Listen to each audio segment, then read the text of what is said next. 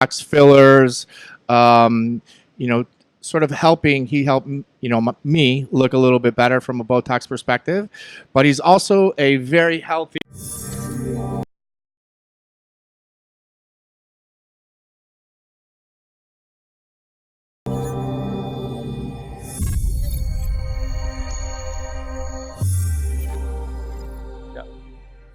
Hello, my name is Brian Burk. I'm the CEO and founder of Rewind Anti-Aging, and we're starting a series of podcasts focused on healthy lifestyles in South Florida. We're also going to be doing a lot of educational videos, and I have the, pleasure of inviting a very good friend and my business partner, Julio Hernandez, to our very first podcast. Welcome, Julio. Thank you, Brian. Thanks for having me. Thank you for joining me and making the time. Pleasure. Julio is one of, to my opinion, obviously, so I'm slightly biased, but an amazing cosmetic dentist. Also, as part of his practice, is really incredible from a facial aesthetics standpoint, Botox, fillers, sort of helping. He helped me look a little bit better from a Botox perspective, but he's also a very healthy individual from a diet and exercise perspective. So he's a great person to come on and talk about anything in terms of general health. My first question for you is, how in the world did you become a dentist living in Miami with all the craziness around here? Such a nice career. Yeah. Well, I swear I think I was brainwashed because as far back as I can remember, all I remember is like my parents telling me, because when you become a dentist, and that's all I knew from when I was a kid. So fortunately, I did like sciences and math, so by the time I was old enough to make a decision, it was either doctor or dentist. And, it just seemed like the logical choice to go into the dental field because my father was a dentist. So I was like following my father's footsteps, and, that was always a nice thing. So that's awesome. So like a familial come home from come home from college, come home from a day at the office and be able to talk shop, basically. Yeah. And, it was nice. My father was much older. I was the youngest of 5 kids. And so by the time I became a dentist, my dad was like way past retirement age. So it was always like the pressure of like finishing as quickly as I could so that he could retire, basically, so I could take over the office and he could retire. I have another brother also who's a dentist. So two of his 3 kids are also dentists. So there's a lot of dentists in our family. So the Hernandezes are taking over the Miami dental scene. We're totally taking over. But it was basically me that, the youngest to like follow in his footsteps. My brother already had his own office at the time. So I was the one to take over my father's practice, which is what I did when I graduated. And then 5 years into that, I opened, my second location, which is where we're at now. Wow. Yeah. Did you, as a 12-year-old, 13-year-old, 14-year-old, did he have you go into the shop after school and help him out? It wasn't even after school. It was the summers, which everybody's like in the summer on the beach doing cool things. I was in the office working. I was like child labor. But it was cool until I saw him I remember him doing an extraction, and it was blood, and there was blood on the gauze, blood in the thing, and I everywhere I looked there was blood, and I was I went to walk out of the room because I got a little freaked out. I passed out. Whoa, what? And, but obviously now it's the sight of blood, it's not a big deal, but By the way, with some of the issues that I've had, I can speak that he's like a war veteran. He's not afraid of blood. Yeah, I know, for sure. Some of my good friends though, but I had some gum issues, and so I can really speak to his skill level and the work that he does. In my opinion, he's the best in Miami. So yeah, it was my plug, but he's not afraid of anything that comes from a dental perspective. Yeah.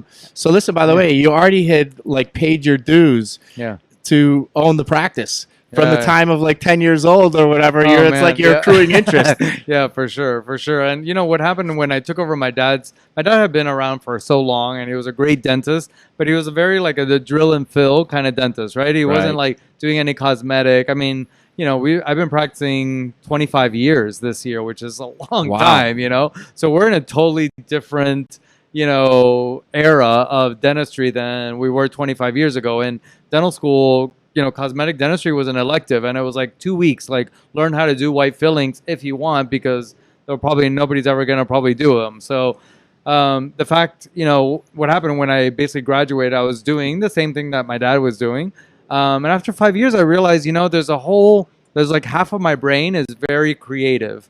And most dentists are very scientific. It's like that, right brain, left brain. And I'm very 50-50. So I really always loved, the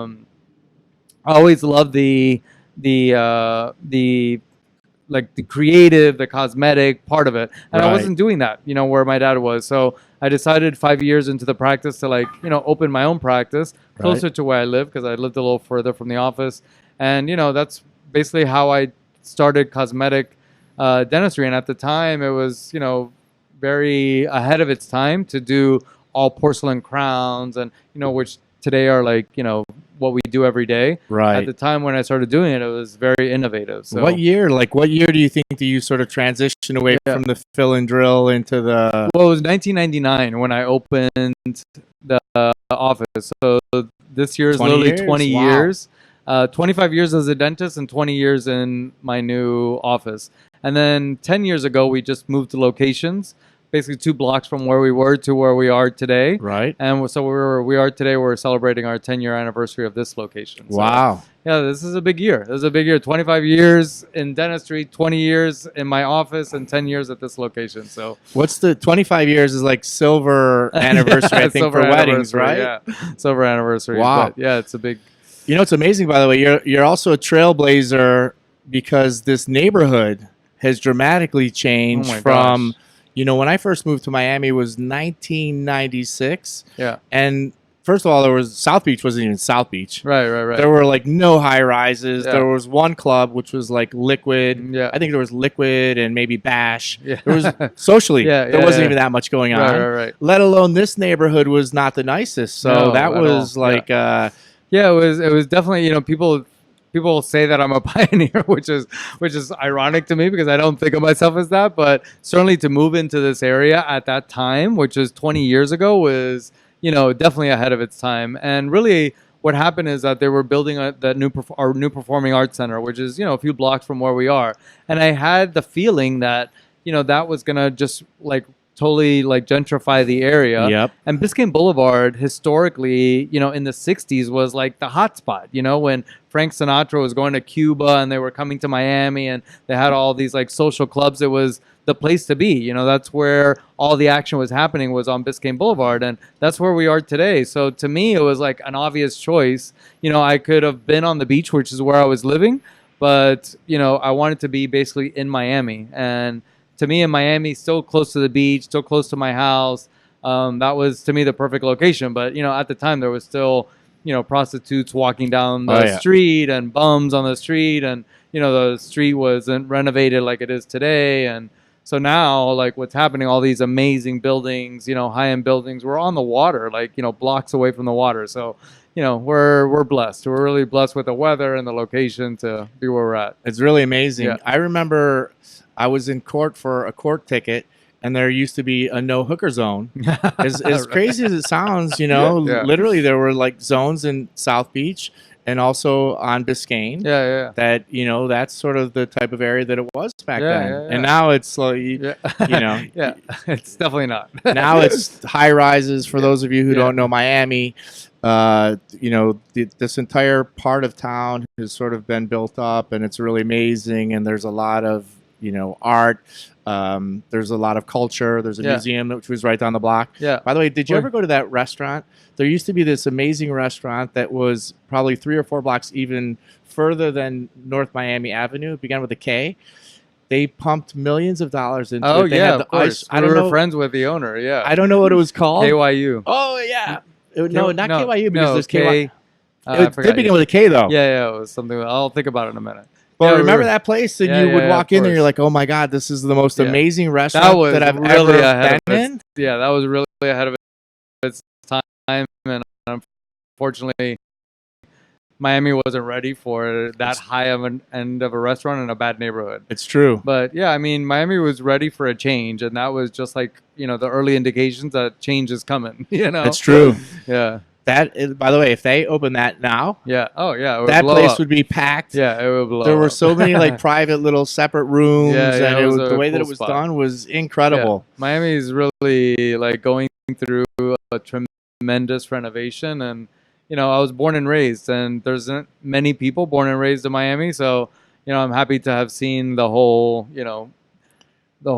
Yeah, thing change over the years. I even feel like being here 22 years. Yeah. It's not that I'm a local, Yeah. but compared to when I first moved here, people, if you describe what Miami is today compared to what it was 22 years ago, people can't even believe. Yeah, The first place that I lived For was sure. Sunset Harbor. Uh-huh. That was a bunch of tow yard. I mean, that's one of the hottest neighborhoods now in South Beach. Yeah. And that was all tow yards and Yeah. auto shops, and there Yeah. were like shootouts because Totally. the whole Miami towing. Yeah. That was By the way, if There's you a ever, reality show about it. Right? yeah, if you ever visit Miami, trust me, That's not do that. not put your car in a towaway zone Yeah. because they will tow it, and then if it's late at night, usually some people will show up with guns to try to get their cars back. It's no joke. Miami Beach is infamous for not having enough parking, but today with Uber and Yeah, Lyft, it's like amazing.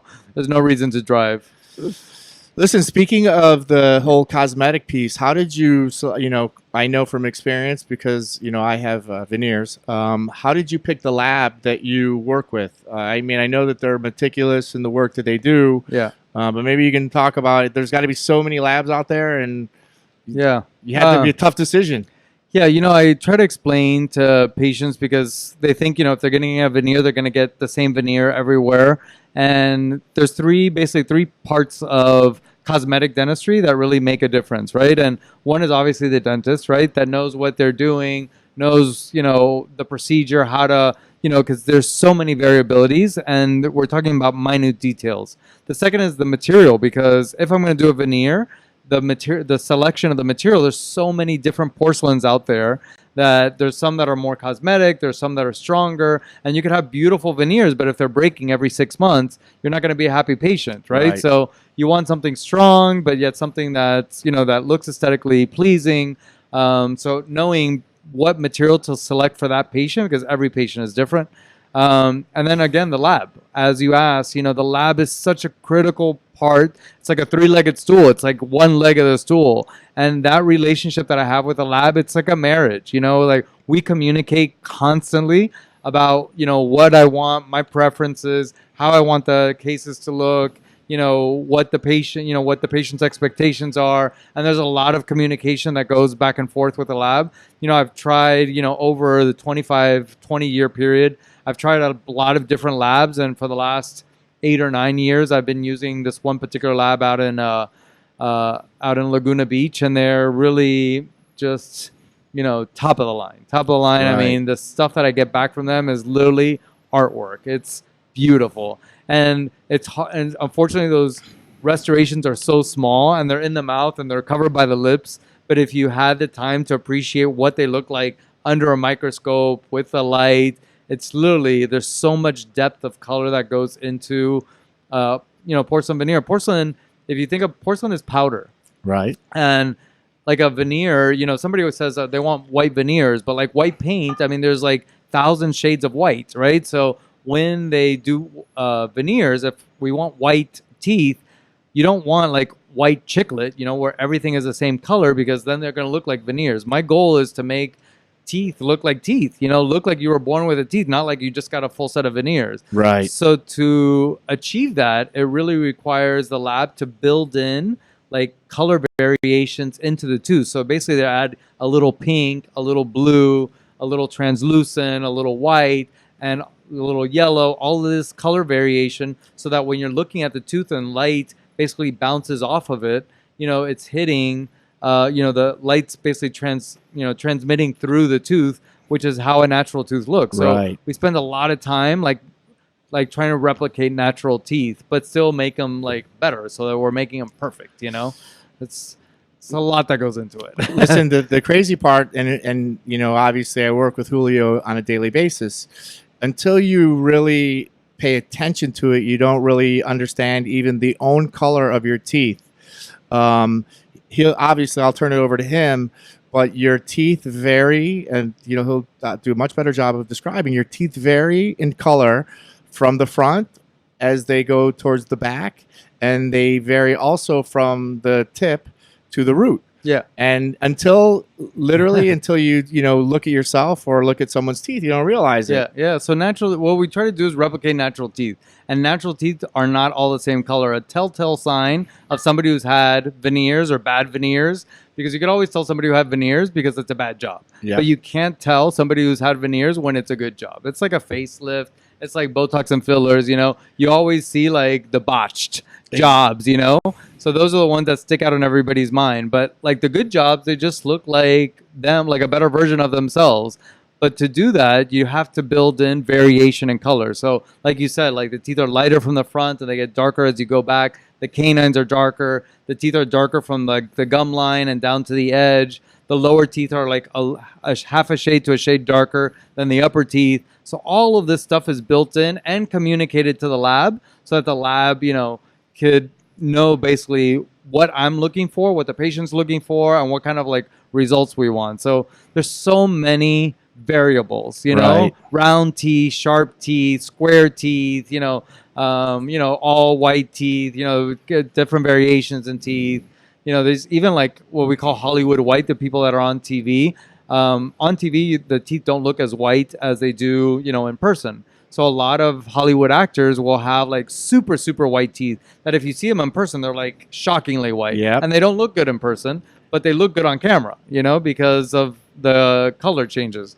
So even that, somebody who wants like super white teeth, Hollywood white, we call them, we still build in color variation so they don't look like a row of chiclets, So that really takes like a master technician. The technician that works on the veneers, there's like the basic technician, which you'll find in almost every lab across the country. And then they have what's called master technicians, which is like almost like a master's degree in building dental restorations. And that is a whole level, aside Right. from a regular technician, So, yeah. And I mean, the kind of work that I get back from my lab is literally, it's artwork.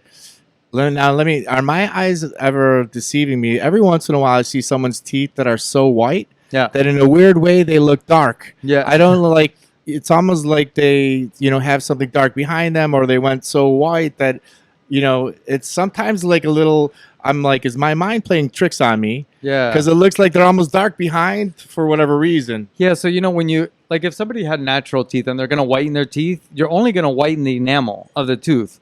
The whole tooth, because the outside of the tooth is enamel, but the Right. center of the tooth is dentin, and dentin is naturally yellow. So there's some people that are born with dark yellow, some people are light yellow, some people brown, So if you want to whiten your teeth, you have to whiten basically from the outside to the inside, and you could lighten that dentin, but not a lot, Right. So that whole core of the tooth is going to be, is going to always. So that's a lot of times what you're looking at is like the core, Yep. that's still showing through. And with veneers, it just depends, like, what that base is, again, it's again on the material selection. You have teeth that are really opaque and they could be really white, but they're opaque. So they don't, like, light doesn't transmit through them. So they're not translucent like a translucent tooth, So the most beautiful teeth are more translucent. Right. And, but stronger teeth are more opaque. So maybe on the back, you want stronger teeth because that's where you put most of the pressure. And then on the front teeth, you want something more translucent. So, Right. there's a happy medium. Well, I assume also you probably got to take sort of skin color. Yeah. Obviously, if someone has a darker complexion, if they go too white, or their teeth are white, Yeah. they look much whiter. Yeah. And Yeah. then if someone is white, if their teeth are not very white, then they look less white. Yeah, It's all relative. It's all relative to the contrast of the skin. And a lot of times they say to pick, the whites of the eyes should be the same color as the whites of the teeth. But that's in a natural person. But if somebody's 50 and the whites of their eyes aren't that white, they don't want their teeth the same color. They want their teeth whiter. Exactly. So, but if you have a fair skinned person, you have to go with and they want white teeth, you have to go with a much whiter shade than a dark skinned person. Right. Because the contrast is there to, see the difference. I got a curveball. I have a friend who's a dentist, and he actually has a couple of gold teeth. And he explained to me that it happens to be probably one of the better materials to, if you have to have a tooth replaced Yeah. and it's not in the front, that happens to be a better material. Yeah. True? This is true. And it's true mostly because the gums, the gums have to, like any kind of restoration that you place, the gums have to heal around that restoration. So if the gums and the gums really like gold because it's what the gums feel is like the most natural, right? Right. So if you have a restoration, they have to get like down below the gum or very close to the gum.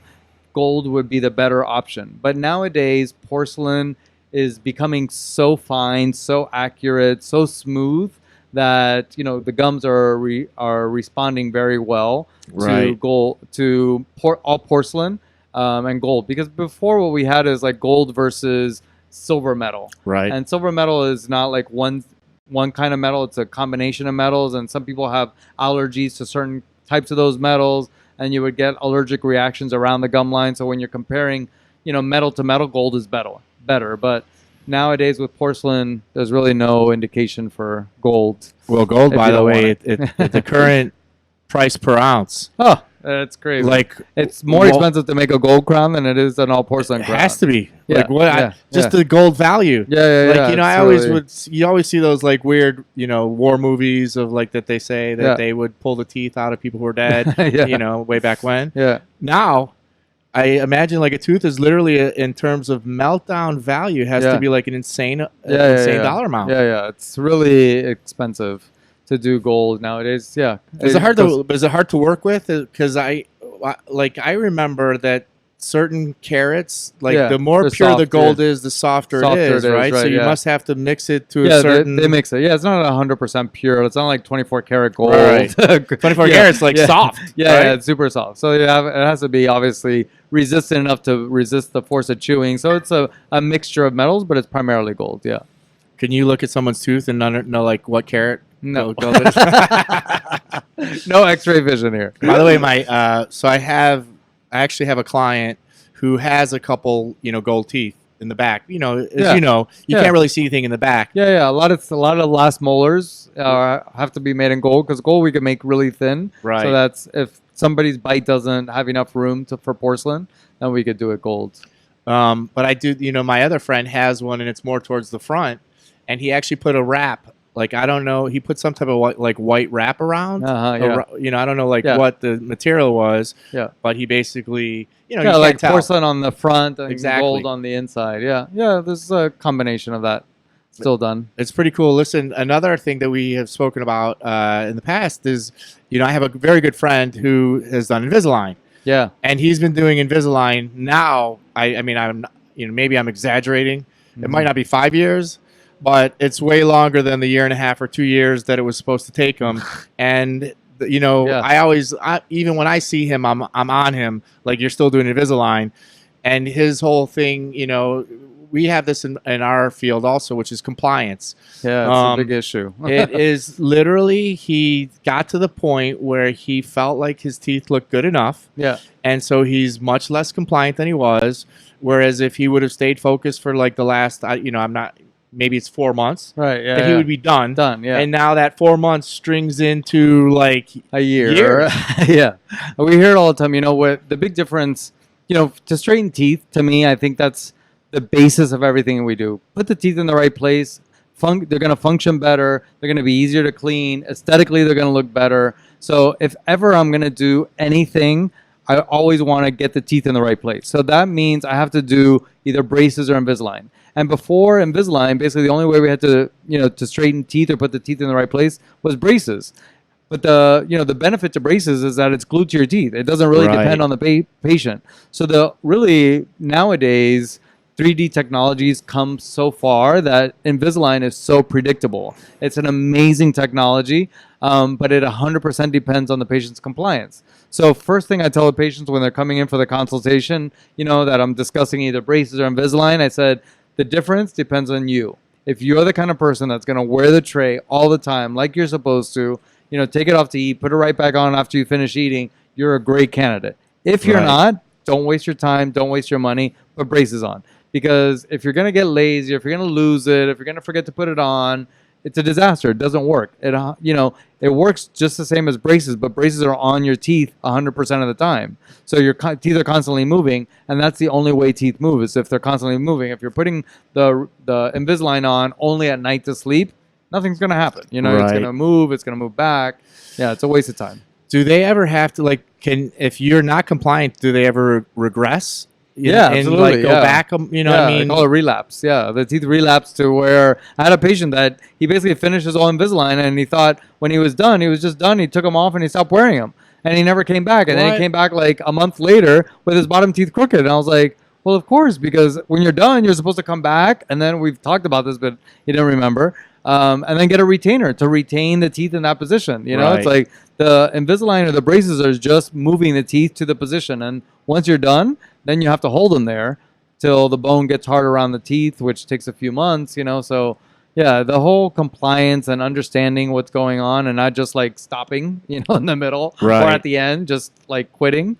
Is really important. Do you still do I remember when I was younger, they used to put a little metal bar as the retainer across maybe like the first, probably the first. Those are probably the most important, right? If those don't move, you're not going to really usually see much. The first thing, if anything's going to move, like, a year, 2 years after braces, the first thing that usually moves is these lower front teeth because they're the smallest teeth with the shortest roots. So they're the ones that are most likely to move. And once that moves, like a domino effect, the lower teeth move, then the upper teeth move, the back teeth shift, So and by the time that you look at it in the mirror, you're like, oh, my teeth are crooked. Too late. I can't straighten it with a retainer that you were supposed to wear to begin with. Now I have to put either braces or Invisalign back on. So a lot of times, yes, we, for patients especially that are not compliant or don't want to wear anything after they just finished their treatment, we do a permanent retainer, which is just a wire that goes bonded behind the front teeth. It is harder to clean your teeth, so it requires a little bit more maintenance. Right. But, it doesn't depend on the patient wearing it or not wearing it. It's more... The flossing is probably the difficult part, right? The hygienists hate permanent retainers.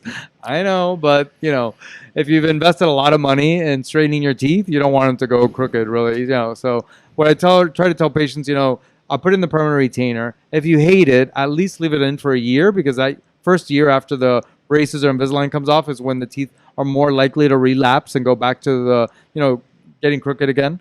So if you leave it on at least for a year, by the end of a year, the teeth are a little bit more stable. Right. And then you could then get a removable retainer that you would just wear at night, maybe once or twice a week, so. Listen, PSA, public service announcement. If you don't realize how important flossing is, flossing is probably more important than actually brushing your teeth. Yeah. I had a dentist who, actually was an orthodontist, who told me that my teeth were always really clean, so I didn't need to floss or wasn't as important. And as a result, I didn't floss. And as a result of not flossing, I ended up having some gum issues. So it's incredibly important. A lot of people don't understand how important flossing is. Yeah. There's the toothbrush only removes 70%, only cleans 70% of the tooth surface. So flossing cleans 30% of the tooth surface. And if you were going to clean anything, if you were going to clean your car and only clean 70% of your car and leave 30% dirty, you wouldn't do it. I mean, you wouldn't clean 70% of your house and leave 30% dirty. Flossing, everybody hates flossing. Right. But flossing isn't something that you're doing 5 times a day. It's literally once a day, ideally twice a day, Right. You brush twice a day, 2 minutes twice a day, and floss at least once a day. Because you need to get in between the tooth, in between the teeth where the toothbrush doesn't reach. I mean, the bristles of the toothbrush cannot get between the contacts of the teeth. So you have to use a floss to get there. And, we always had manual flosses, the big string that you have to wrap in your finger, and it's cumbersome. For some people, just don't have the manual dexterity. Now we have the little flossers, which has a little floss on the end, a toothpick on the other side. It's just easy to go in there and then you throw it away. I mean, do they work as well? They work as well. I don't. By the way, for some reason, it's a floss. I don't think that they. I don't know. Am I mentally? For some reason, because I probably have like 500 of those things here. Yeah. Costco, by the way, another Costco. I'm giving you a plug. I have a million of those, but for some reason in my own mind, I feel like floss because I feel like I have more control going against the teeth. But it's the same. It's a piece of string that's cleaning the contacts of your teeth and removing the soft plaque. So anything that fits in between the teeth is going to clean it. But, it's not something you're going to go 1, 2, 3, 4, 5. That's not, you have to still use it like floss where you put it in between your teeth, rub it against the surface of the tooth, so if you're using it properly, it works really well. But like everything. It almost seems to me like that 30% of your teeth are more important because the 70% is the surface, and the real issues are at the contact points and at the gums. And it's where the bacteria hide. The bacteria are trying to stay away from you and from your toothbrush and your toothpaste and your mouth rinse and all those like underneath the gums, in between the teeth, all the hard to reach areas. That's where cavities are going to start, gum disease is going to start. So you have to get to those hard to reach areas. Getting to the back of the very last tooth, which is a very commonly, people brush their 6 front teeth really well, right, but then they forget the back. They spend 5 seconds in the back and 2 minutes in the front. And every surface of every tooth is important. So you have to get in there and clean everything because it's literally bacteria that's in your mouth. So you're trying to reduce the amount of bacteria. So every time you're brushing, you're reducing the amount of bacteria that's in your mouth. And if you only brush 60%, you're leaving that 40% of bacteria, which is going to grow and multiply and put you at a higher risk for cavities and for gum disease. So right, it's important to keep it clean and do it often. Yeah, listen, I think that it's very, until I work with you, obviously, and until I ran into my own issues. Yeah. I don't think that a lot of people really understand how important dental health is to their overall health, because I remember that I've had friends in the past that have irregular heartbeats, and they're supposed to take antibiotics prior to getting their teeth cleaned because the bacteria. Yeah, there is. I don't exactly know the reason why. You can explain it better, but that the bacteria can cause an infection in the heart for certain types of people, right? Yeah, people think of the mouth as a separate thing, or that, and I think that's the way the medical system in the U.S. is everything is separate. You go to a dentist for teeth, and you go to a heart, a cardiologist for your heart, you go to a gastroenterologist for your, digestive system. But it's all one person. We're all connected. And the bacteria that's in your mouth, you're swallowing. If it goes underneath your gums, if you start creating gum disease, it's going to run through your blood system. It's going to affect your overall health. There's lots and lots of research that proves that, the people that are susceptible to gum disease and have, those bacteria basically are at a higher risk for heart attack, for stroke. Women that are pregnant have, higher risk for low birth weight babies, diabetes. There's a lot of health issues. So, just keeping your mouth clean is important, not just for your mouth and your health and the aesthetics, but also just for your overall health. That's true. Have you ever thought about how many cavities you've filled in your 25-year career? I can't even imagine. In a day, I was like, I lose count in a day. I can't imagine in my career. You got to at some point, maybe we'll go out, we'll have some tequila. You got to sit there on a napkin and figure out how many cavities on the average day have I filled. And probably earlier in your career, I'm assuming you did way more. Right. Now that you do more of the cosmetic work, I'm sure it's a little bit less, but it's got to be a tremendous. Yeah, I've helped a lot of people. Helped a lot of people for sure. Yeah. And braces also, right? I mean, I know that you were at one point were an outside consultant to a different practice, helping them with their brace. I mean, literally, we're seeing hundreds of people in a day, right? Yeah, I think I was fortunate enough to do a lot of different areas of dentistry. So obviously, I do general dentistry, which is what they teach you in school, and I decided that cosmetic dentistry was going to be important. But very early in my career, I had the gift of having basically an orthodontist, which is the guy that put my braces on when I was a kid. It was a friend of my dad's, teach me ortho. And he was like my one-on-one basically tutor for 4 years. And we would work together twice a week for 4 years. And the idea, he was doing that because he wanted to retire and leave me, the offices that he worked at. Right. So I had basically a preceptorship, basically a one-on-one tutor teaching me ortho. And it was, till this day, I think it's the most important thing I learned, because orthodontics really takes everything into account. It almost takes like a bird's eye view of the teeth.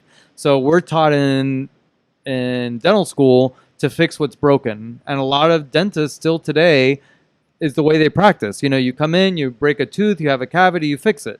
But we're not taught to really take a step back and look preventatively at how the teeth break down over time. To me, the teeth are like a map. When you come in as a new patient, obviously you've been to many dentists before me. You've had, your teeth cleaned many times.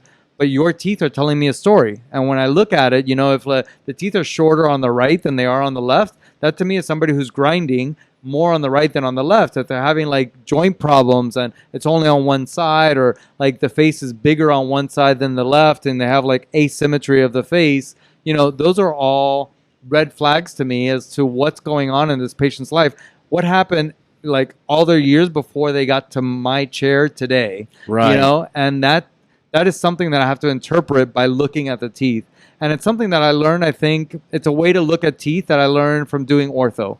And by doing ortho, basically we're looking at the entire bite, but we're looking how that bite fits in the system, right? Because the teeth are a system of muscles and joints and neck posture. And so every time you move a tooth or change the bite, it's going to affect the joints. It's going to affect how the neck position. So there's research, there's people that have been studied that, are kind of like walked over, like hunched over, and you put them in a bite plate, and all of a sudden they just like stand straight up. And you're like, no way, this can't be real. But it's really how connected those things are, because it's the nerves, it's the blood vessels, it's, when things aren't in the right place, you're constricting blood vessels, constricting nerves, and you do that over time, and you change the physical posture of the patient, and they start having chronic pain and things like that. So to me, orthos, as orthodontics, braces, Invisalign, I think to me is the most important thing that anybody could do, is put their teeth in the right place. Aesthetically, they're going to look better, they're going to function better, they're going to be healthier. Well, you told me also, doesn't the food, it creates like a proper food channel, right? So that there's not as much food, like when your teeth are aligned, the food is not getting caught in your gums as much. There's like a natural flow. Yeah. And you never think about it until you're like the scientist of dentistry. Yeah. The anatomy of the teeth is really, it's an amazing thing. They taught us anatomy in school, but we're like, well, okay, whatever. This tooth is a little bulkier than the other tooth. But when you really understand that, wow, the shape of this tooth is really made to function. Like molars are bigger than front teeth. Why? Because the surface area is bigger, and they're made to take on the most force when they're chewing. If there was a little tooth, those teeth would break down much quicker.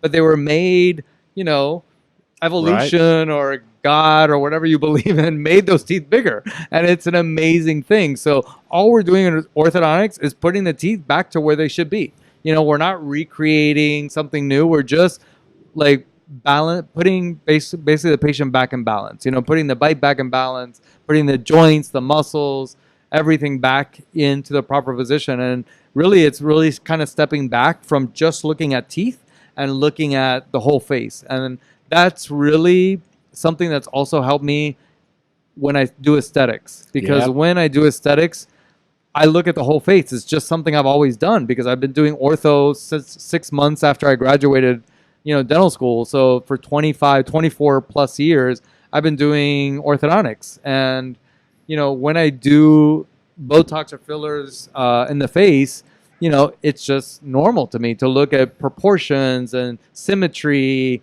because I'm doing that every day. Exactly. I wanted to wait on the aesthetics piece because I had a couple more dental questions for you. But now like that you started down that path, I've like forgotten my whole train of thought with regards to the questions I had. Obviously I've seen many people come in and leave looking better. I myself resisted getting any type of Botox or any type of facial aesthetic work done until Julio finally convinced me. And once he convinced me, I will absolutely admit that I do look better. Yeah. Once I was under the needle, I'll call it under the needle, under the watchful eye of Julio. How did you get involved with that? I mean, it seems like it's strange from one perspective because it's totally different than the dental practice. Yeah.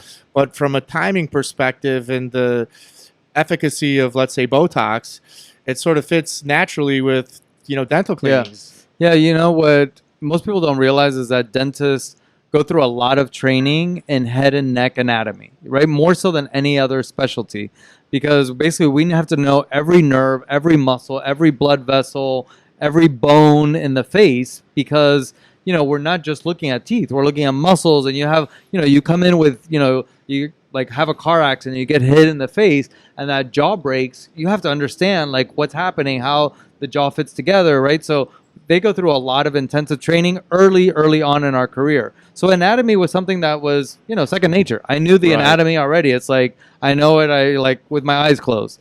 Really what made the difference was from 2005 to 2007, I was invited to join another practice that was a cosmetic practice of plastic surgeons, anti-aging doctors, right? And I was the cosmetic dentist. It's a very high-end office, and basically what we were doing is treating patients, getting all of those services in one location. Right. It was very innovative at the time, and we're talking 11, 12 years ago. When I left that practice, I decided, this is something really goes really well with what I do. The Botox and the fillers. Obviously, I'm not doing plastic surgery. I'm not doing facelifts, but, just that Botox and filler part. And so I started really early on, like in 2008, started training on that.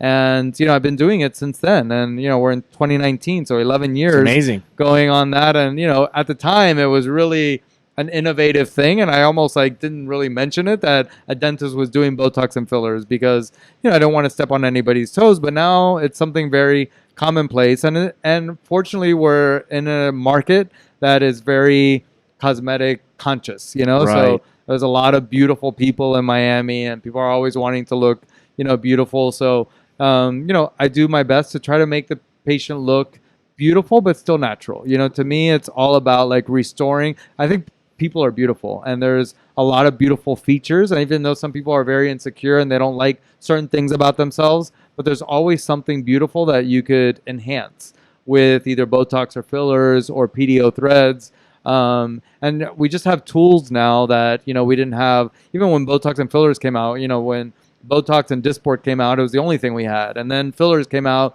but we only had 1 or 2 fillers. I mean, these things have been in Europe and in Asia for 30 years, you know? So the research was there, but FDA, fortunately, is very strict on what products come into the market. So we got things very late. But by the time we got them, I mean, there was already studies out for many years of what works, what doesn't work. So we, fortunately, in this country have very safe products that we use.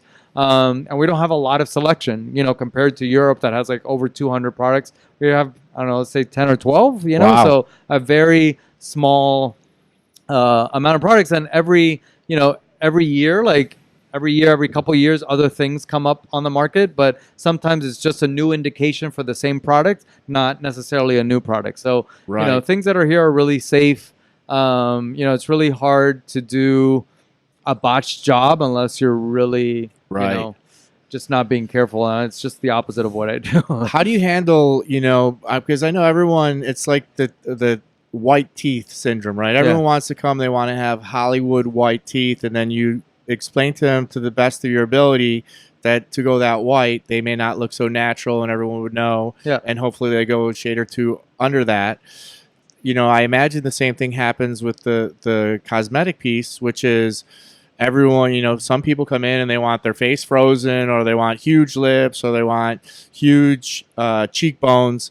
I've personally seen it, many people out that I thought were very attractive, and then they go a little bit overboard. And, of course, it's interesting because I think that you should always ask the opposite sex what looks good, right? Yeah. And I think that sometimes women are, just my personal perspective, that maybe they're in competition with each other. Maybe that happens with, men also. Yeah. But there's a point of being too big and changing your natural look past the point of, what some people find attractive. Yeah, I've found, people, women don't compete with other women. They compete with Instagram. And it's unfortunate. They compete with Instagram and Facebook. And what you realize is that, all those pictures are airbrushed. You could do so much on Instagram, and everybody knows that has it. Make the teeth whiter, make your jaw more square, make your face skinnier, and those are the pictures that are being presented. So people come in and they're like, oh, I want this. Right. And I'm like, but what if that is real? It's so true. What if that is real? And celebrities also make a big impact. A lot of people are like, oh, I want to look like a Kardashian, or I want to look like Jennifer Lopez. And Jennifer Lopez is a gorgeous woman, but she's also naturally gorgeous. And I'm sure she's had lots of work done, but she doesn't look like she's had lots of work done. Exactly. And that's a really good job. That to me is somebody who I could maintain looking beautiful, enhance their features, improve their skin color, their skin tone, make them look fresh and beautiful. That's always my goal. So, a lot of it is just education. I'm not going to judge, a girl who wants to come in and wants big lips. I don't think that's the right thing. It's not for me to judge and say, oh no, I'm not going to give it to you. It's for me to educate. Like, Right. this is what you're going to get. This is what looks natural. These are the proper proportions, because they don't really understand the science behind it. Right. And, big lips are something you could always work towards. It's not something you need to do day one. Exactly. So we could start with smaller, medium-sized lips, and then the next time you come, we could go a little bigger. And a lot of patients say, they're always afraid, right? Oh, I don't want duck lips. Okay, let's start small. I said, if I do it this time, it's gonna last 6 to 9 months. And the next time you come in, you say, you know what? I love my lips, but I want them bigger. Then I know I go to the next level, because we have fillers that are like super thin fillers that aren't going to give you too much volume, to like really super thick fillers that will give you a lot of volume. And it depends where I'm starting from. I'm not going to take somebody who's never had a lip filler and go to like the thickest filler. That's crazy. Right. Even if they want big lips, I'm going to have to go gradual, And people with big lips, they don't all get it done in one appointment, You just see the end result, but you don't realize that it took 3 appointments to get that, So, there's ways to keep things looking natural if you keep them within proportion. So you have girls that are maybe skinny, but they have really square faces, big eyes, and they can get away with big lips. It just goes with their whole facial aesthetics and their facial proportion. But then you have this 95-pound girl with little eyes and a little nose and little lips, and she wants big lips. You're like, okay, this is crazy. Right. I'm like, that's where a lot of education comes in, and trying to not talk people out of it, but just trying to like educate them on like what the proper proportion for their facial symmetry is. It's almost like you're trying to rationalize with them. J-Lo is a good example. Yeah. Because she was always very beautiful. Whatever she's done, she's extended her beauty. Exactly. But she still looks the same. Yeah. There are some Hollywood actresses that just look completely different now. Yeah. They don't even look like the same person. Right. And so it's sort of, it's interesting. Different people obviously have different takes and, different approaches. But just the extension, we deal with that, in our business also, because we're trying to help people extend their good health or get in, shape that they were 10, 20 years before.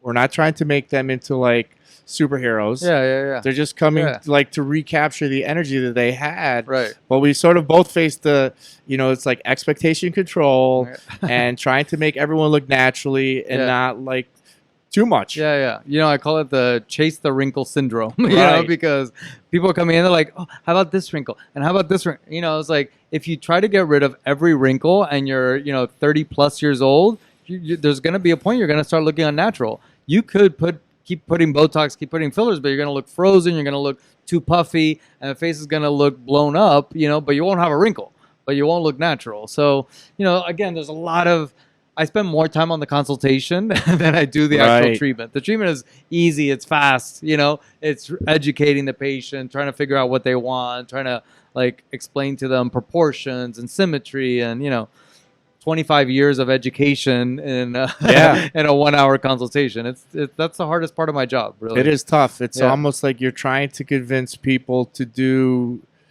something that's in their best interest, but they come to you with a preconceived notion of what they want. Yeah, and I'm happy to get them there. I'm happy to get them there if there are realistic expectations. And for the most part, I think nobody's come in with like some like crazy ask that like, okay, this is like impossible. Right. But there's been a handful. There's been a handful that are like, that's too much. I do. Listen, I have got friends, that you mentioned the Kardashians earlier, and it's nothing against the Kardashians, obviously very attractive. Yeah. I don't know if their butts are real or not. But what I find is interesting is that it's what you said. People are chasing Instagram. I find some women, or people in general are chasing Instagram, and they're trying to get the life of maybe what Kim Kardashian has, but there's only one Kanye. Yeah. All right, so you're trying to have the body of someone who married like a really famous personality, but that's not what the normal guy wants. But everybody And- always strives to be that, that's why there's actresses and before there was actors and actors, there was gods, everybody Right. wanted to be Zeus and Venus and everybody wants to strive for something more than themselves, which is a nice goal, Right. but never putting yourself down to get there, Yeah. It's like, I think there's a lot of beauty in a lot of people, even, heavy people, skinny people, there's a lot that you could do with what you got. You just got to appreciate what you got. True. Listen, we can all try to look the best for what we have. Yeah. I find that it's weird, though. We live in an interesting time because it's so everything has to be so politically correct now. No, yeah. And I'm not, I would never be one to like body shame anyone, but it's very interesting now because people are almost advocating being unhealthy. Like, yes, be comfortable with your body, and Yeah. that's fine. But when people are condoning Yeah. people being, there's a certain weight that is unhealthy Yeah, for yeah. people to carry around in terms of joint, in terms of your heart health, in terms of Yeah. all of the different aspects. It's a fine line for people that were heavy for so many years and they get bullied and they get all of this, Which is awful. It's an awful situation. So that they'd be like, you know what, I'm happy with my body and I get it. It's like you should be secure in whatever you have, but I think you should also strive for health. And you're never going to be maybe the Twinkie model, if you're born with big bones or whatever, but you could be healthy in your own body, and obese, isn't healthy, Yeah. So, again, it requires a lot of education, understanding, because people, unfortunately you go online and you Google things and and a lot of people, they think because they Googled it, they know more than Right. you do, So people come in with very educated questions, but, we're still, hopefully the experts in our field to Yeah. know what's the best. Listen, you brought up a good point. I mean, we never really consider the bullying. I think that there's a tendency that if you're not a bully, you sort of think that bullying doesn't occur. Yeah. Even though obviously we know that it occurs. Yeah, of like course. you or I are not the type of person who would bully Yeah. anyone. I mean, I take everyone for who they are. I want everyone to be healthy. Yeah. But I would never criticize or condemn anyone that Right. is unhealthy. I wish that they would change. But you're so right. You see so many and read about so many horror stories of people being, especially So, kids, I think. Yeah. So you're trying to be sensitive to those issues, but at the same time, still trying to get them healthier, which sometimes means skinnier, but it's not Right. because I'm trying to make you skinny. I'm just trying to make you healthy. Listen, now there's bullying on the other side. I see a lot of actresses. There was one who was the lead actress for Star Wars. She got criticized because she posted pictures that she's too in shape. Oh my goodness. Yeah. It's Like, how yeah. insane is There's- that? yeah, Or people have in too many London, opinions, yeah. in London, I think that there, in the UK, there are rules or there's like a law that they can't post pictures of a model who's too thin or Yeah. who's unnaturally thin. Right. Because but what if that person is naturally thin? Yeah. Right? Like Yeah, now it's like Yeah. a weird reverse discrimination in Yeah, a way yeah. of like what happens I if think you're we just have a hard time accepting people for who they are. right, like Fat, skinny, tall, short, different religion, whatever. Just like that's them. You're you. Just like be you and let them be them. And I don't know. I don't have all those hangups. I'm pretty open minded. it's good. Listen, living in Miami, you have to be open. Yeah. We have such a diverse Yeah. cultural. And it's a beautiful thing to Yeah. have so many different opinions, and I think it's great. I think that's gone downhill though. I find that people no longer listen to other people's opinions.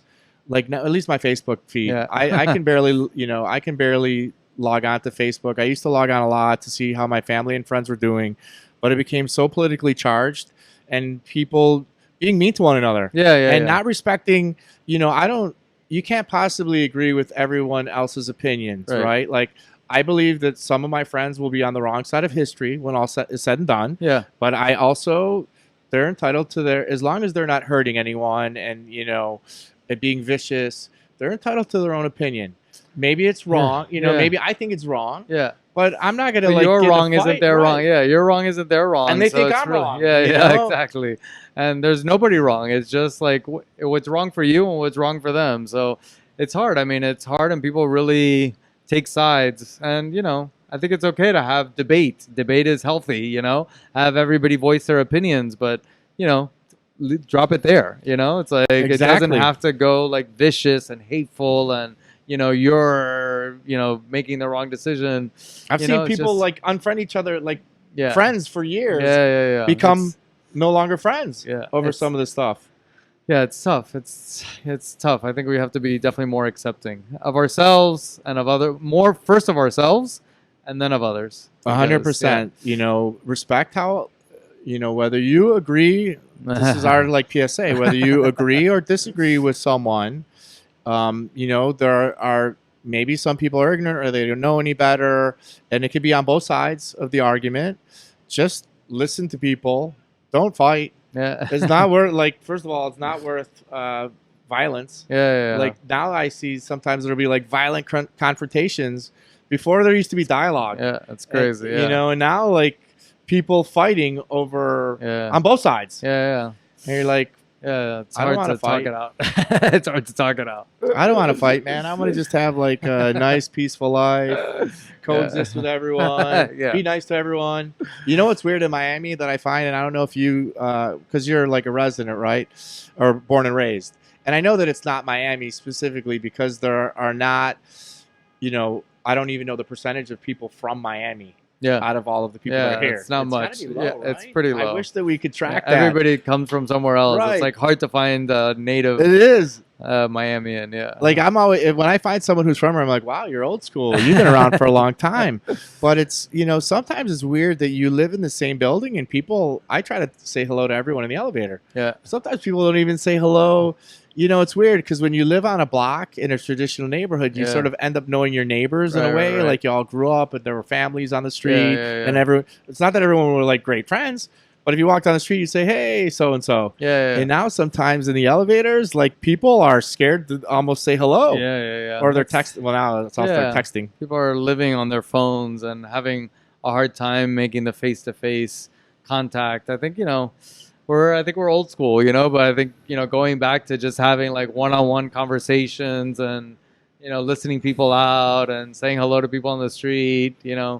It's those times have changed, but It's crazy. yeah. You walk to the office. Well, we both are fortunate that our office is close by, and we also live close by. So when it's not too hot and it's not raining, Yeah. and the weather is not too insane, which thankfully in Miami it's not, we get to walk to work. Yeah, it's I've a noticed more and more blessing. people that are, first of all, there are now more and more like electronic scooters and electronic bikes Yeah. that people are. I'm almost getting run over. Before I got hit by a car. Oh. That was in the street. Yeah. But now I'm almost getting run over on the sidewalks. And then I notice now like this crazy trend. Everyone is walking down the street on their phone, reading or video And chatting. crossing the street, like with Right. cars coming, and they're like, "I'm like, get off On your the phone!" phone. Like, yeah, we're like too attached to that phone. I mean, it's I don't know. It's not gonna get any better. We're just gonna have more apps, more. The phones are gonna get faster. So I think we really have to, find a way to start communicating, making eye contact. Well, you like in the future, 10 years from now, we'll be sitting here and we'll be doing this podcast via text message because we won't even like talk to one another. We'll And have then- our and then the artificial text- intelligence like Exactly. speaking for us. Yeah. I just, the young kids now, I even see, more and more than ourselves are using the cell phones. And it's, to me, it's like a little scary. But the other thing that I don't know if this is total Miami or if this is everywhere. Have you noticed that people now, they don't talk on their phone? They hold it even walking down the street or in Yeah. cars. And, most of the people or a lot of people in Miami have really nice cars that all have Bluetooth. Yeah. They hold their cell phone up on speakerphone and they talk, and Yeah. it's like the craziest trend. Even in the elevator now, in my building, people are talking on their speakerphone in the elevator. Yeah. I don't know. Does that happen? Like, do you notice that a lot? Yeah, I mean, I don't know. Do you think it's Miami or it's just the world? I don't know. I that's not something I've noticed Right. actually. Yeah, it's just I don't know. I guess it's Well, people people don't want to hold that phone on their ear. I don't know. It's weird. maybe it's the radiation. Yeah, who knows? You never I doubt know. it. By the way, I remember so I have a conspiracy theory. This was my one thing that I wanted to ask you as a dentist, right? I'm a big sugar conspiracy theorist. And only from the perspective of if you take a look at Coke, Pepsi, All these different soft drink beverages. Go into your local gas station. There are, a million soft drinks. They all have a very similar sugar content. And even the juices now have, like a certain amount of sugar content. I mean, this is big business. Yeah. And I relate it back to, cigarettes. They knew like a perfect amount of nicotine Right. to put into, the cigarettes that would sort of addict people, but not be too much that you would get sick. And I feel like it's very similar from a soft drink perspective, and maybe even from food. They can make things perfectly sweet that you could have 10 of them, and you never get tired of the taste. It's never too much. It's why they all are pretty close, like sugar content wise. So, and from a health perspective, we see a lot of people that, are, they're heavier than they should be. And a lot of that results in diet. Some of it is hormonal. But what does sugar, like I've always heard that sugar is really awful for your teeth. And for whatever reason, I've always thought that it's strange. But is it really true? Is sugar really awful for the teeth of the kids? It's, and it's not just the teeth. I mean, sugar is so addictive. And every time you have sugar, you crave more sugar. And what it does is it turns on those receptors in your brain, the same as cocaine. So you become addicted, like Coke addicts become addicted to cocaine. You become addicted to sugar. And it's hard to have a little sugar and then not have sugar for a long time. You really the more sugar you have, the more you crave it. And, what happens with the teeth is basically the ideal food that feeds the bacteria that cause cavities. Right. So you want a lot of bacteria that cause cavities, give them sugar, because it's like the ideal food, right? So that's, basically, everything about the oral environment is about balance. There's always going to be good bacteria. There's always going to be bad bacteria. Same as the gut, We have good bacteria, bad bacteria, viruses. We have cancer cells, right? It's all about keeping it in balance. And diet is such a huge part. I mean, I always talk about dentistry and digestion because the first step in digestion is chewing. And chewing your food adequately, eating the right foods, getting, affects basically how you digest. And 70% of our immune system is in our digestive tract. So getting that right food to begin with, chewing it long enough, is so important. Getting enough fiber, all of those things are really important for your dental health, but for your overall health. But, sugar is just, it's a terrible thing. And, aside from sugar and the sodas and things we talk about, other than sweets, even like potato chips, they put ingredients in potato. Who could have like 1 or 2 potato chips when you open the bag? You have the whole bag and you just want to, and you keep craving it because there's ingredients there that turn on your brain that make you want more, And there's a billion, not millions, billions with a B of dollars that have gone into the research to develop these products to make people more addictive. It's big business. It's big money. And people that are developing those products do not care about if they're healthy, if people are getting obese. It's people like us that aren't making the bazillions of dollars that are taking the time to do this podcast, that are trying to get the information out there that, don't listen to,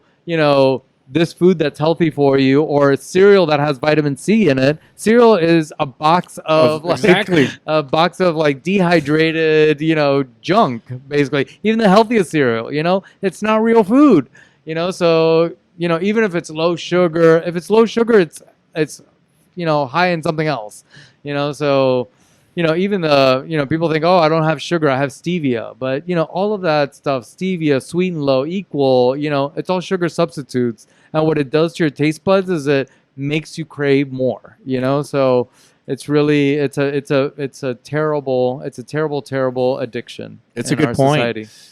Flavored water. My parents are big fans of flavored water. Yeah. And I swear to God, they put something in the flavored water. It's like Propel, I think is the brand. They put something in there that you can't drink enough. Yeah. I can pound a 16-ounce bottle of water. Yeah. And I'm still thirsty. Yeah. And I know I'm smart enough to know they have put something in here that is making me feel thirsty, or that is like driving my thirst. Right. And you think, wow, this is great because I'm drinking more water. Right. But you're not just drinking water, it's all the other chemicals that they're putting in there that you're taking with the water. If you want to flavor your water, put lemon in it. It's like the most So amazing thing that you could put in it. Like, it balances your pH. It's like good for your, your oral environment. I mean, it's like, Exactly. It's alkaline. It's alkaline. Even though it's strange, right? Because lemons are acidic, but when you put them into water, they become an alkaline drink. Yeah. It's.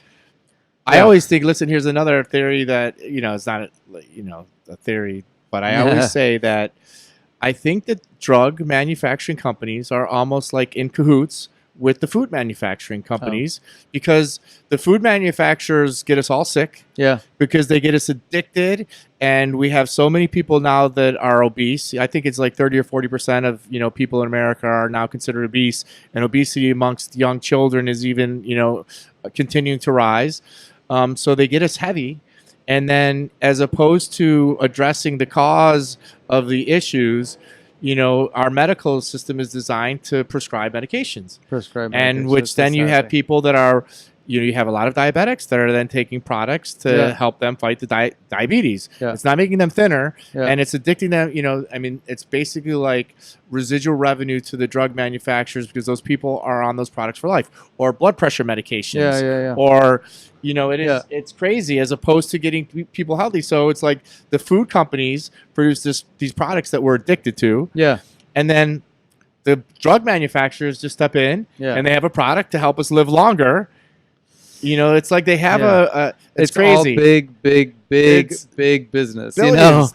And there's so much false information that we're fed as to what's healthy, what's not healthy. And listen, I'm a living proof. I suffered with digestive issues for many years. I started I realized I became lactose intolerant when I was 15, and I started cooking my own food. And at some point I bought Lactaid, and then I would have Lactaid, but every year I was just a little sicker, and but I kind of dealt with it. It was just I still live my life, whatever. I'm super healthy otherwise. But when you add the stress of my career and this, taking antibiotics, which killed all my good bacteria, right. I got to a point that I ended up in the hospital with IVs because I was so sick. I had my first colonoscopy and gastroscopy at age 18. Whoa. Because I was just chronically ill all the time. And all they found was you have gastritis and colitis, which is just inflammation of the colon and inflammation of your digestive tract. Right. I was I knew that. I could have told you that. Yeah, of course. I'm in chronic pain, gassy, bloated all the time. So what did they do? They gave me a medication. I lived with that medication until it stopped working. And then, my 20s or 30s, I did another one, and the same thing, medication. And then, now literally just 5 years ago, I was so sick that I had gone to a gastroenterologist. I did another colonoscopy. They never find anything. Right. They're like, oh, you're fine. It's stress, And stress, I would agree, has a huge impact. But nobody ever told me how to deal with the stress. They're like, oh, it's stress, take this pill. Right. Oh my God. So, I started meditating. I started really looking at how I deal with stress. And I realized I was internalizing a lot of the stress, which was affecting me. And then I was getting rid of sugar, getting rid of dairy, getting rid of all these things, doing tests to figure out what bacteria that I have, and I took it upon myself to learn, to Google, to search, to go to courses about digestion and, to figure out how to get well. And it took me 2 years. Right. And I'm a doctor. Right. But they don't teach us that in school. They don't teach the doctors in school. They don't teach the gastroenterologists. I'm sure that gastroenterologist that saw me would be happy to help me, but they're not going to spend the time to tell me how to change my diet because there's no money in that. Exactly. The only way they make money is prescribing a pill. And it's a business, and I get it, and it's not their fault, but, I think, today there's so many diseases out there. And after being so sick for so long, I realized that, how to address most diseases, step one is change the diet. That's not the only solution for a lot of cases, but it's step one. You can't, people are like, oh, what supplements did I take? I was like, how do you know what supplements to take unless you know what kind of food that you're taking? Exactly. Because you should get your calcium, your magnesium, your vitamin C from the food. Yep. And if you don't eat enough of those foods, then you could supplement. But you have to figure out what kind of foods and what kind of foods. So are oranges good for me but bad for you? I mean, we're both the same age. We look pretty healthy. but like, what works for me doesn't work for you. So how do you know? You have to test. Yeah. You have to do a test that's going to tell you and those are the things that we try to educate patients. It's like patients come in and they have like gum issues, they're unhealthy, they have like bad skin. And, the first thing I'm like, okay, we could fix these things. I could do these treatments. But if I don't change their diet, if I don't change their habits, if I don't put them on supplementation after I know what's their issues, they're just going to keep breaking down, and nobody really takes the time to, educate patients on that. It's really shocking. I think I was 23 or 24. I went to, I was feeling down. I had just started working for Accenture at the time. And it wasn't like a deep depression, but I just felt like I was lethargic or dragging, Yeah. And I went, I'm getting my annual physical, and they prescribed Zoloft to me, Zoloft for me. Yeah. I mean, by the way, the guy met me for like 4 minutes. All right, try some Zoloft. So I, get this medication, and I don't know if we had, the internet had just started, but it was more like through AOL, so it was slow. It wasn't Now you're aging yourself. Right. I mean, yeah, it's crazy. We're pre-internet, 26 years ago, guys. like 4 years into the internet, or however many years Yeah. it was. But, you did a little research, and then, and I haven't, believe it or not, I actually read there's a little document that comes with all medications, right? Yeah. And it said that it could impact libido. And, there were a lot of other negative side effects. And when I thought about that, like, okay, I'm getting a medication that may decrease my libido. And if my libido is decreased, I think I'll be more depressed. Yeah. All right. And I literally, like, throughout the, throughout the medication, because I didn't really think that I needed that much, I started going to the gym, and I felt better. And then, 20 years later, prior to founding Rewind, same thing. I was, overweight. I was depressed. And I thought about going to, doctor and getting some, Prozac, because I know a lot of people that are on Prozac. And I had a good friend that convinced me to go to an anti-aging clinic. Of course, then you learn that you're low in testosterone, and you do some research on the internet, and you realize that, depression can be driven by low hormone levels. Of course, I made some other changes in life, but 4 or 5 months later, I was a completely different person. Yeah. And then you realize, like, oh my God, there have to be millions of people that are out there like me that either don't want to talk about themselves being depressed, or B, have confided in a physician, and the physician, because they're taught, they don't know that there are other options, and write them a prescription, and then that person is on Prozac for life, and that there are a lot of negative side effects to going on some of these antidepressants. Yeah. And it all started because you were overweight, you know, and even if you exercised, more, you probably wouldn't have lost all the weight. You would have felt better, Exactly. But like when you change your diet and you started exercising, and then you started doing hormones, people think, oh, if I'm going to exercise, I'm going to be healthier. If I'm going to eat if I'm going to eat better, I'm going to be healthy. It's not that, one doesn't, 1 + 1 doesn't equal 2.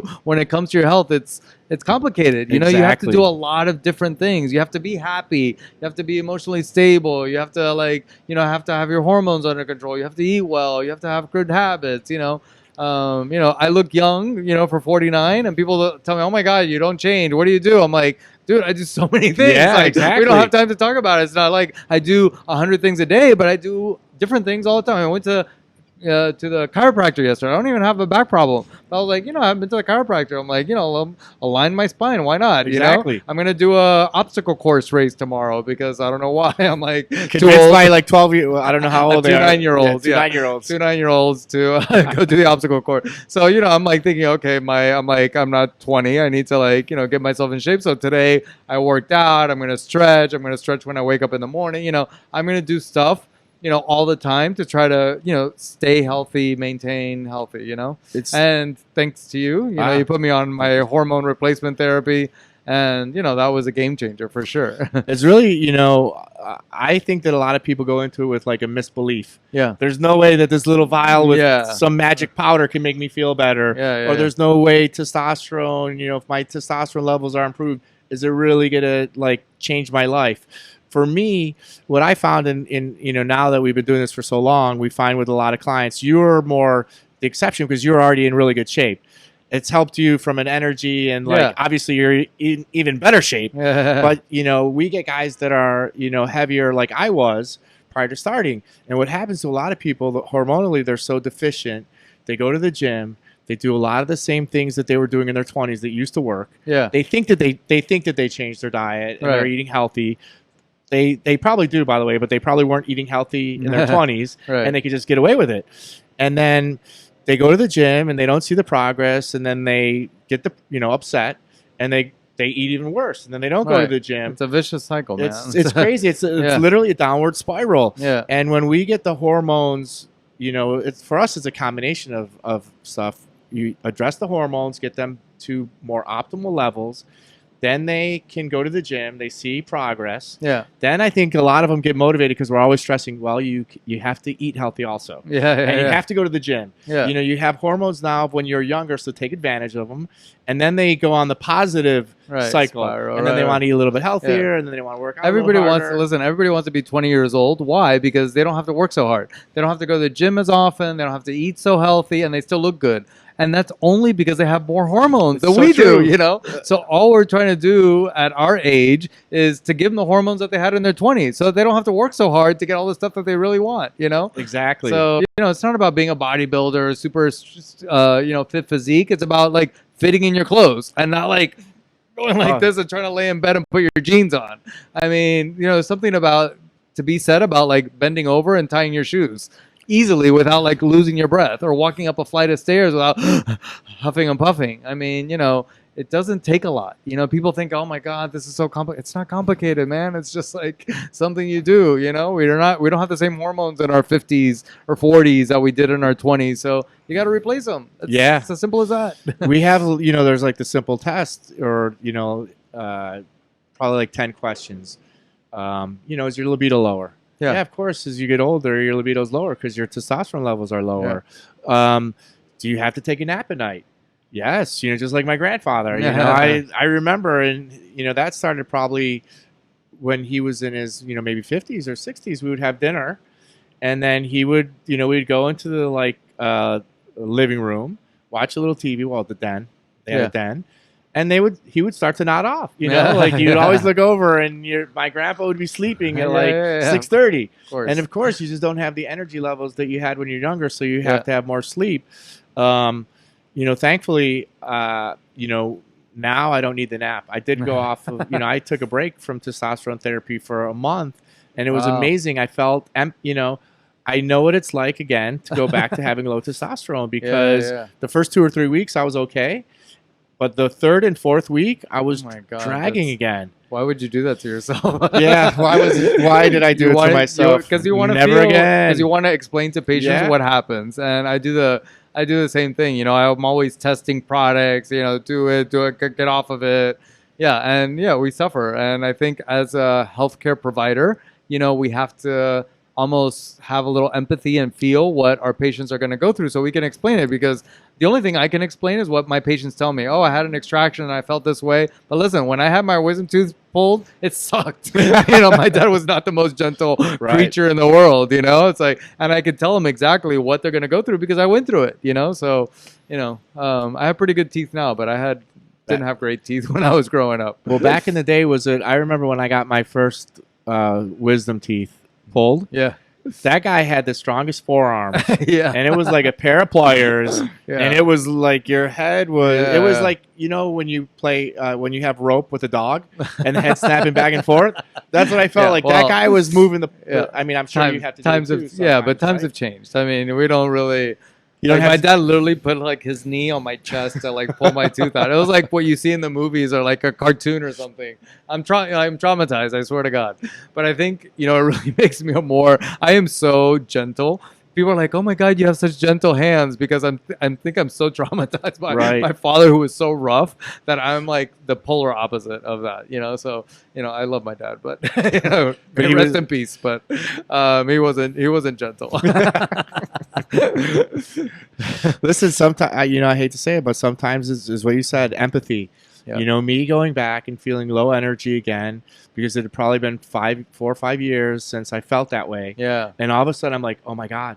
Yeah. You forget, I'm sitting on one side of the desk.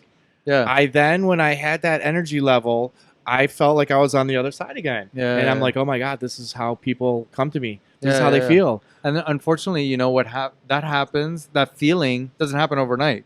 It happens so gradually over years that you almost think that's normal. They're like, "Oh, yeah, because I'm 40 now and this is like normal for 40." That's not normal, you know? Exactly. It's not normal. It's not normal. It's because of what you eat. It's because your hormones are low. It's because you're not moving enough. You're like a couch potato, you know? All of these things affect your energy level. So, man, just having more energy, feeling alive, feeling awake, being able to, enjoy your family, enjoy, being outside.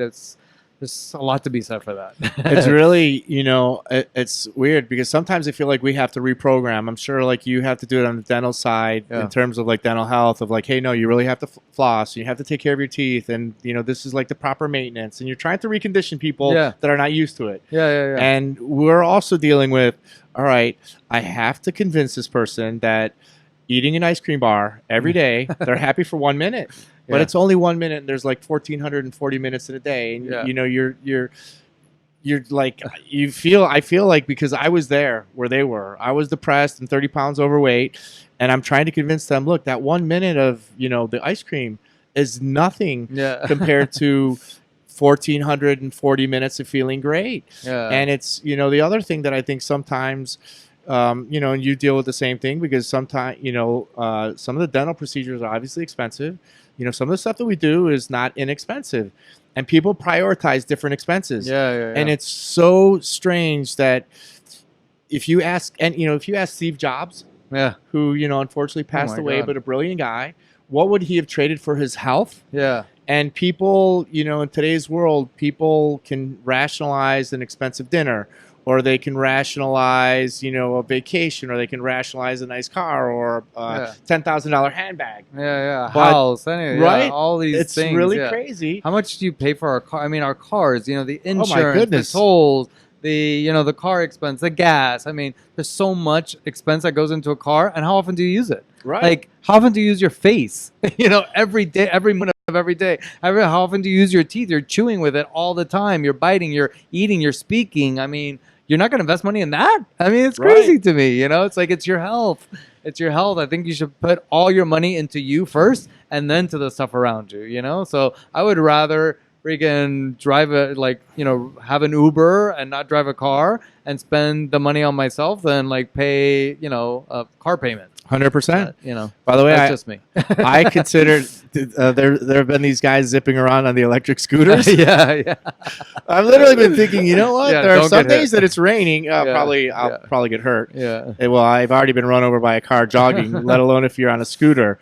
But no, it's really, it's interesting that, and I understand, like I said, some of the stuff, the Botox and, veneers and, some things for dental health, same thing. They're not inexpensive. And, both you and I understand there are certain expenses that people are not used to.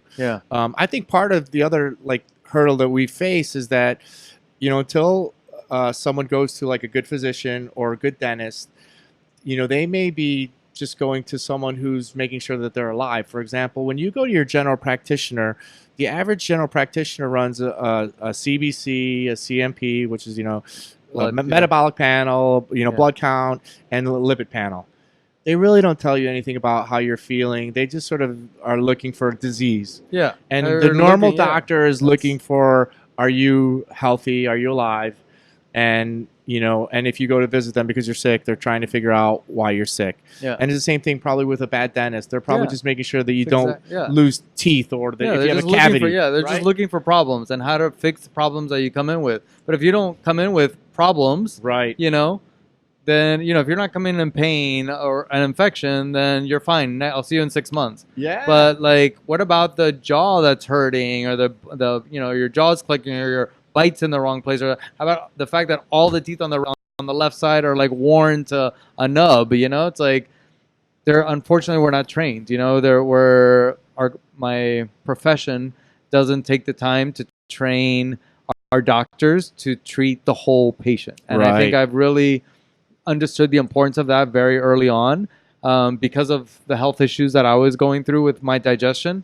that it's, where everything is connected. And, I can't just look in somebody's teeth and ignore the rest. I have to really look at how everything works together and, try to, help them in that Yep. regard, give them advice as far as diet or, I developed a detox program because for me, the diet was an important thing. And if I could at least clean somebody's diet out for 2 weeks and put them on this detox program, it's like Exactly. something, it's something, to at least get them like pointed in the right direction, By the way, because you guys, don't work with him and don't know him well, Julio is like the ultimate like tinkerer and, literally trying to make people healthy so that, obviously has a dental practice, but he turned it into more of a wellness center. We work together and I'm there to help, from the hormone perspective, but he's also developed this wonderful detox to help people lose weight, to cleanse out the system.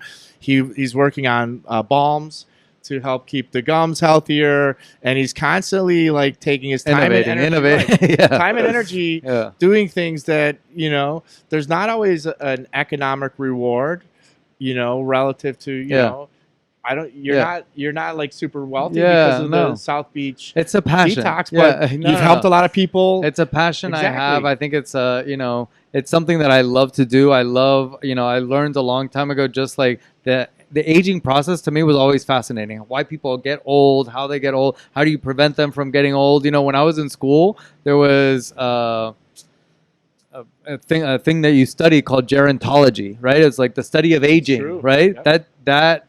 That was replaced by anti-aging. And now the buzzword is anti-aging. But when I was in school, anti-aging didn't exist. It was gerontology. And even in school, I thought, wow, this is so cool. Gerontology, like how people age, why they age, why do people live to be 100, and what makes them different from everybody else. So I was always fascinated. It wasn't until I remember I was 39 years old, and I was like, oh my God, next year I'm 40. And I never had an issue with my age because I always look young.